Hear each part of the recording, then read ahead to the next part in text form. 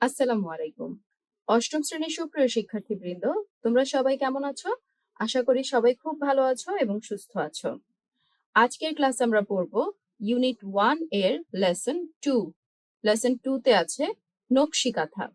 এই নকশি কাঁথা পড়ার আগে আমাদের যে কিওয়ার্ডস গুলো দেওয়া আছে এগুলোর বাংলা অর্থগুলো আমরা জেনে নিব। দেখো, কুইল্ট এর অর্থ হচ্ছে কাঁথা, আর্টিস্টিক, শৈল্পিক, কমার্শিয়ালি বাণিজ্যিকভাবে, ট্র্যাডিশনাল ঐতিহ্যবাহী, ডিমান্ড চাহিদা, প্যাটার্ন নকশা। তারপর দেখো, সুন্দর একটি নকশি কাঁথার ছবি দেওয়া আছে। এই যে এই নকশি কাঁথা কিন্তু আমাদের সবার বাড়িতেই কম বেশি আছে, ঠিক আছে, কারণ এইটা হচ্ছে আমাদের কালচারের একটি অংশ।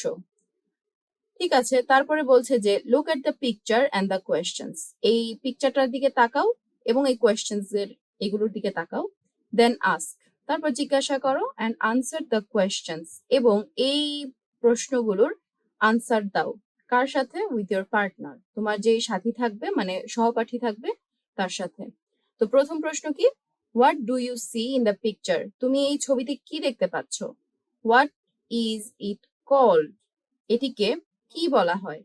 Have you seen it before? তুমি কি এটি আগে দেখেছো? আর যদি দেখে থাকো তাহলে এটি কোথায়? Where? What do we do with it? আমরা এটি কি কাজে ব্যবহার করে থাকি? আচ্ছা, এখানে বিতে দেখো, এক্সার্ভড from the field of the embroidered quilt, নকশি কাঁথার মাঠ বাই জসিমউদ্দিন। কবি জসিমউদ্দিনের লেখা যে নকশি কাঁথার মাঠ একটি কবিতা আছে, সেই কবিতার কিছু অংশ, এই যে এক্সার্ভ, এই কথাটির অর্থ হচ্ছে কিছু অংশ এখানে তুলে ধরা আছে। আচ্ছা, এই কবিতাটা আমরা একটু পড়ি। দেখো, spreading the embroidered quilt, she works the livelong night, as if her poet were on his bereaved plight. Many a joy and many a sorrow is written on her breast. The story of Rupai's life is there, line by line expressed. How will he bear the pain, mother? On this quilt lies all of mine, all my pain and my grief, embroidered line by line. So lay it on my grave, mother, this picture of my grief, that his and mine upon its breast may mingling find relief. দেখো, এটা translation কে করেছে? E.M. Milford. ঠিক আছে, এই যে এই কবিতাটার যদি আমরা বাংলা করি তাহলে এটা হবে কি? এটা হচ্ছে যে আমাদের প্রথমে একজন নারীর দুঃখ কষ্ট বা তার যে সুখ দুঃখ কষ্ট এই সব কিছু, তার যে জীবনের ভালোবাসা স্মৃতি অনুভূতির যে প্রকাশ, এই সব কিছু সে একটা নকশি কাঁথার মধ্যে ফুটিয়ে তুলেছে। তো ওই যে একজন নারীর জীবনের সুখ দুঃখ ভালোবাসা স্মৃতি অনুভূতির একটা শিল্পময় প্রকাশ হচ্ছে এই নকশি কাঁথা। তো এই নকশি কাঁথাটা লেখার পর কিন্তু নকশি কাঁথার জনপ্রিয়তা আরো বেশি বৃদ্ধি পেয়েছিল। এই কবিতাটার মূল কথা হচ্ছে একজন নারীর যে গভীর ভালোবাসা আছে দুঃখ আছে স্মৃতি আছে আবেগ আছে, এই সব কিছু সে নকশি কাঁথার সেলাইয়ের মাধ্যমে প্রকাশ করেছে। তার জীবনের সব দুঃখ কষ্ট এই কাঁথার বুকে ফুটে উঠেছে। তাই মৃত্যুর পর ওই নারীটা চায় যে তার কবরের উপর যেন এই কাঁথাটাকে বিছিয়ে দেওয়া হয়, যেন তার ভালোবাসা এবং বেদনার যে স্মৃতিটা আছে সেটা চিরকাল বেঁচে থাকে। এখন আমরা যদি এটাকে পুরোটা লাইন বাই লাইন এক্সপ্লেন করতে চাই তাহলে spreading the embroidered quilt, she works the live long night, সে সারা রাত ধরে নকশি কাঁথা সেলাই করে। মনে হয় এই যে দেখো, এজ ইফ মনে হয়, her poet wear on his bereaved plight, মনে হয় যেন তার প্রিয় মানুষটি গভীর দুঃখে আছে। Many a joy and many a sorrow, তার জীবনের অসংখ্য সুখ এবং অসংখ্য দুঃখ is written on her breast, মানে ওই যে অন হার ব্রেস্ট বলতে হচ্ছে তার কাঁথার মধ্যে সেলাই করা আছে। দ্য স্টোরি অফ রূপাই, মানে হচ্ছে রূপাই নামের যে একজন নারী আছে তার জীবনের যে গল্প, ইজ দেয়ার এখানে লাইন বাই লাইন এক্সপ্রেসড প্রতিটি সেলাইয়ের রেখায় ফুটে উঠেছে। How will he bear the pain mother মা সে কিভাবে এই কষ্ট সহ্য করবে। On this quilt lies all of mine all my pain and all my grief embroidered line by line বলছে যে সে বলে যে মা সে কিভাবে এই কষ্ট সহ্য করবে, এই কাঁথার মধ্যে রয়েছে আমার সব কিছু, আমার সমস্ত ব্যথা এবং সমস্ত দুঃখ। ঠিক আছে, তো এমব্রয়ডার্ড লাইন বাই লাইন, আর তার যে সকল দুঃখ সমস্ত ব্যথা এগুলো কোথায় আছে, সমস্ত সেলাইয়ের রেখায় তা আঁকা আছে। সো লে it on my grave mother, so এই যে তার যে কাঁথাটা এটা যেন তার কবরের মানে সে যখন মারা যাবে তখন যেন তার কবরের উপরে বিছিয়ে দেওয়া হয়, সেই কথাটা বলা হচ্ছে। This picture of my grief that his and mine upon its breast may mingling find relief, এই যে তার যে দুঃখ, তার যে দুঃখের যে ছবিটি তার দুঃখের সঙ্গে মিশে যেন কিছুটা শান্তি খুঁজে পায় সেই কামনা করছে। তাই মা সে তার মাকে বলছে আমার মৃত্যুর পর এই কাঁথাটি আমার কবরের উপর বিছিয়ে দিও, যেন কি হয় তার যে দুঃখ, এই যে his and mine upon its breast may mingling, mingling মানে মিশে যাওয়া, ফাইন্ড রিলিফ, এই দুঃখ কষ্ট যেন মিশে গিয়ে তারা যেন কিছুটা শান্তি খুঁজে পায়। তো এখানে নকশি কাঁথা শুধু একটি কাঁথা নয়, এটি একজন নারীর জীবনের সুখ দুঃখ ভালোবাসা স্মৃতি এবং আবেগের শিল্পময় প্রকাশ। আশা করছি তোমরা এই কবিতার যে অংশটুকু সেটি বুঝতে পেরেছ।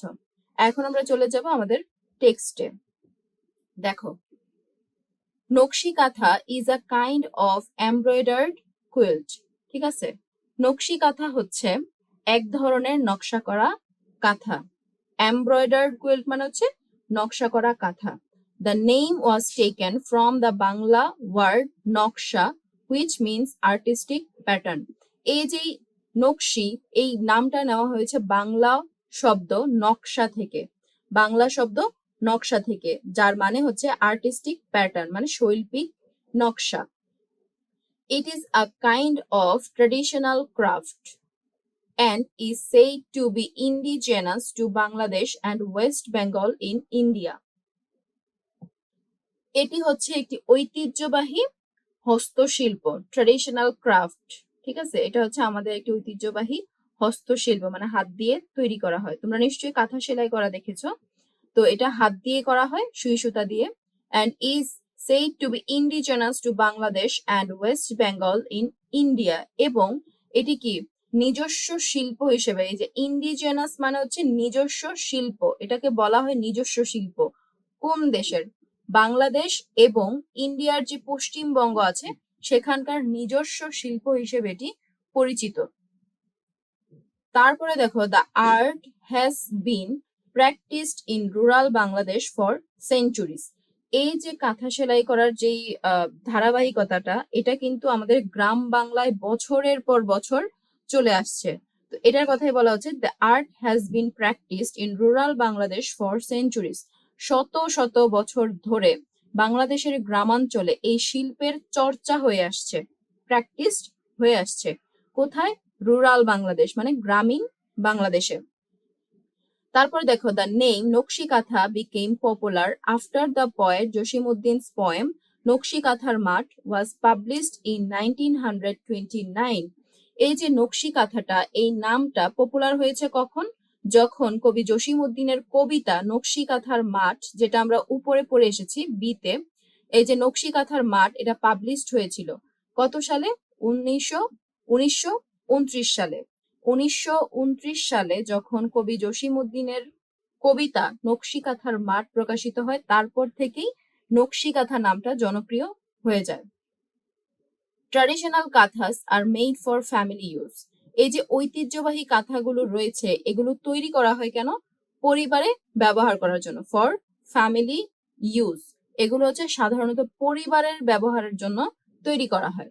Old or new cloth and thread are used to make these quilts. তো এই যে এই কাঁথাগুলো এগুলো তৈরি করার জন্য কি কি ব্যবহার করা হয়? এই যে ওল্ড এন্ড নিউ ক্লথ মানে পুরাতন বা নতুন কাপড় এবং থ্রেড মানে সুতা, এগুলো ব্যবহার করা হয়েছে এই কাঁথাগুলোকে ব্যবহার করার জন্য। Mymensingh, Jamalpur, Rajshahi, Faridpur, Bogura and Jessore are most famous for this craft. তাহলে এই যে নকশি কাঁথা, এগুলো কোথায় সবচেয়ে বেশি তৈরি হয়? এগুলো বেশি তৈরি হয় ময়মনসিংহ, জামালপুর, রাজশাহী, ফরিদপুর, বগুড়া এবং যশোরে, এবং ওই জায়গাগুলোতে এই নকশি কাঁথার জন্য সবচেয়ে বিখ্যাত। Now it is produced commercially. এখন এটা বাণিজ্যিকভাবে তৈরি করা হয়। You can find them in many expensive handicraft shops in cities. Handicraft shops মানে হচ্ছে হস্তশিল্পের যে দোকানগুলো রয়েছে শহর এলাকাতে, সেইখানে তুমি হচ্ছে এইগুলোকে খুঁজে পাবে। মানে শহরের এক্সপেন্সিভ মানে দামি দামি যে দোকানগুলো রয়েছে সেখানে এই নকশি কাঁথাগুলোর দোকান খুঁজে পাওয়া যায়।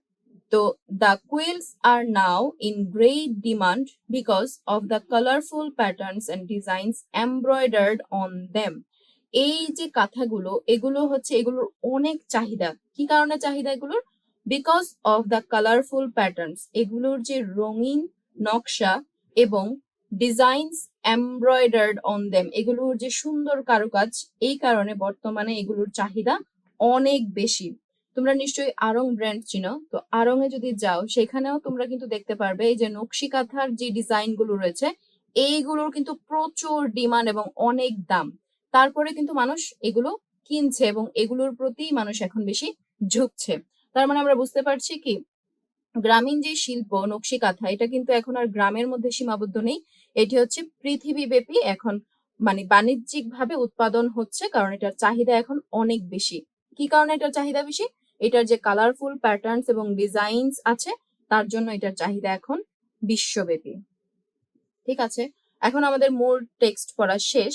তারপর দেখো তোমাদের জন্য ডি আছে, complete the sentences with clues given there are more words than necessary. তারপর হচ্ছে write down 5 questions for the completed statements in activity D above. তারপর do you like a nakshi kantha or an ordinary kantha? Why? তুমি কি নকশি কাঁথা পছন্দ করো নাকি একটা সাধারণ কাঁথা পছন্দ করো? আর যদি পছন্দ করো তাহলে কেন করো? তারপরে হচ্ছে জি, work in pairs, ask and answer all the questions that you have written in activity E. Now write 3 or more questions on the text given in activity. ওকে, তো তোমাদের জন্য এই সব কিছু তো আর আসবে না, হয়তো যদি কোনো একটা ছোট্ট করে প্যারাগ্রাফ লিখতে দেওয়া হয় তাহলে হয়তো নকশি কাঁথা সম্পর্কে আসতে পারে।